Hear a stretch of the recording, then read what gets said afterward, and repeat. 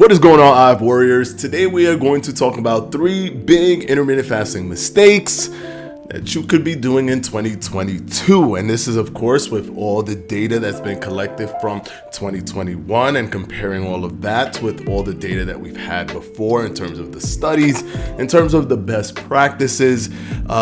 This is why this always kind of gets updated every year.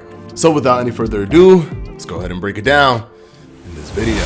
The first one we're going to talk about is making your fast reliant on your ketogenic diet. And by this, I mean you need to psychologically be able to rip the two apart if you need to. If you need to just do keto and not intermittent fasting, that's fine. If you need to do just intermittent fasting and not keto, that's also fine. But now a lot of people think that if, for example, they don't do their keto correctly, or they mess up on their keto, or they break their keto diet, that they also have ruined their intermittent fasting diet. And that cannot be further from the truth. Although they complement each other, they both work completely independent of each other. You don't need one for the other to work. You don't need a keto for intermittent fasting to work, and vice versa. So do not create a psychological barrier that would keep you from being successful with intermittent fasting. Don't create causation where there's only really correlation. You don't want to stop something because you messed up somewhere else. And the freedom of intermittent fasting is just that. There's a lot of freedom attached to it because it's not asking you to eat a specific way. It is only telling you or asking you to eat in a specific time frame. So this opens up a lot in terms of the actual diet, in terms of your lifestyle, in terms of things that you choose to do. Something that diets that are based off of food selection inherently just doesn't have. That's why I always call intermittent fasting the chameleon diet, because you literally could match it with almost any other diet in existence. So trust me, I know a lot of people have fallen off the intermittent fasting bandwagon simply because they've tied it to something else. And when that fails, they just sink the whole ship down with it. Keep your head on straight. Keep on intermittent fasting. You'll be fine. Number 2, and this is something that could be a shocker to a lot of people, but it's simply that you may be over fasting for your biological needs. And this is a very possible thing. Sometimes people don't understand exactly why they're not losing weight. And even studies have shown that people who do intermittent fasting sometimes lose weight, but they lose lean mass, while others don't lose lean mass. Even if they're doing somewhat of the same thing, even if they're not applying, even if both aren't applying so much resistance training, there's still a difference and a dynamicness there, a variation between different individuals.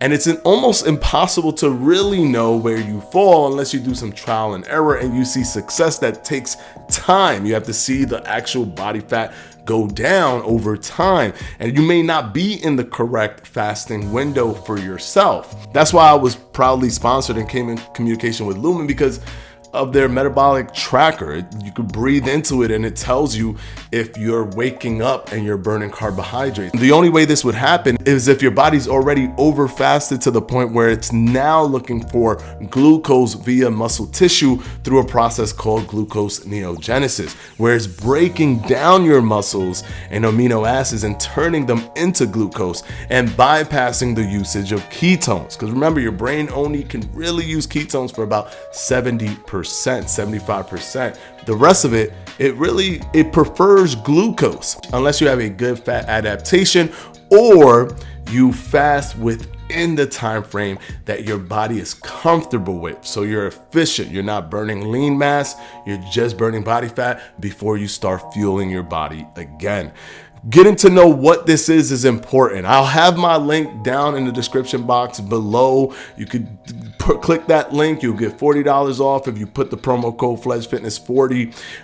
If you want to get the Lumen so that you can test that and breathe into it. But even if you don't get the Lumen, this is something that you need to try to figure out a way to calibrate. You have to calibrate it so that you're not doing something that you think is going a little bit harder, but it's actually working against you. That'll be a tragedy. You don't want that to happen. So figure out what's the best fasting time frame, fasting window for you, and tackle that specific fasting window for the highest possible efficiency. And trust me, if you're stuck in a plateau and you just think that, well, if I fast more and more and more, this is what's going to help me, it actually could be working against you. And number 3, multiple days of non-fasting, especially consecutive days of non-fasting. And the reason that I'm touching on multiple days of non-fasting is because I know that this happens.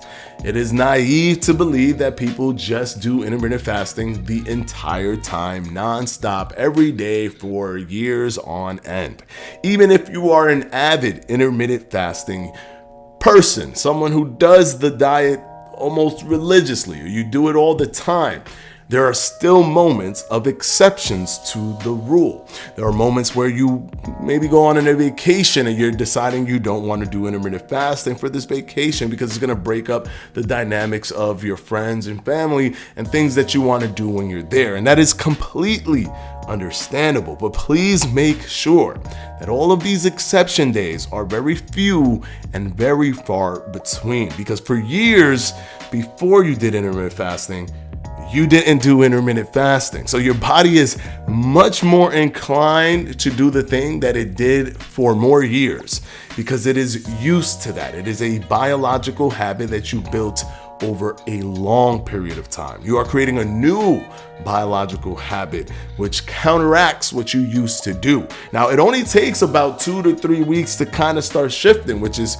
kind of incredible when it comes to the human body. But it doesn't take much to go back. As soon as your body gets the taste of what you used to do before, that's what it prefers, especially since your body prefers to be constantly eating and even storing fat in the event that something happens where you need fat storage to fuel you for food. So this is something that you have to take into account.